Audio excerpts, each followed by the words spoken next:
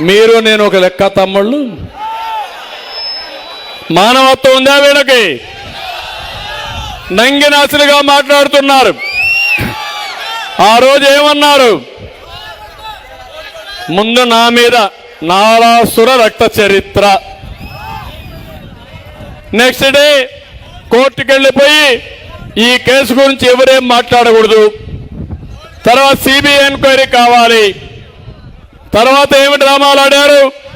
అక్కడి నుంచి తర్వాత ప్లేట్ ఫిరాయించి రవి వీళ్ళు చేశారు. అది కూడా అయిపోయింది. కడానా అమ్మాయి కూతురు సునీత ఆడబిడ్డ పోరాడుతా ఉంది. పులివెందల పులి సునీత. ఏంటి ఆవిడ కోరిక? ఒకటే, నా తండ్రిని చంపారు. నా తండ్రిని చంపిన వ్యక్తి ఎవరైనా నిరూపించకపోతే నా తండ్రికి ఆత్మశాంతి కలగదు కాబట్టి బయట ప్రపంచానికి చెప్పాలని ఆ తల్లి వచ్చి ప్రాణాన్ని కూడా లెక్క పెట్టుకోకుండా పనిచేస్తా ఉందంటే ఈ పులివెందల నడిగడ్డలో మీతో మాట్లాడుతున్నా.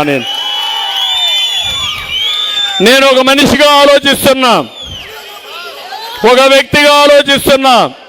న్యాయాన్ని న్యాయం అంటాను, అన్యాయాన్ని ఉంటే మొహమాటమే లేదు, గట్టిగా మాట్లాడతా. తిట్టినా పర్వాలే, బూతులు మాట్లాడినా పర్వాలే, నా మీద దాడి చేసినా లెక్క పెట్టుకోను.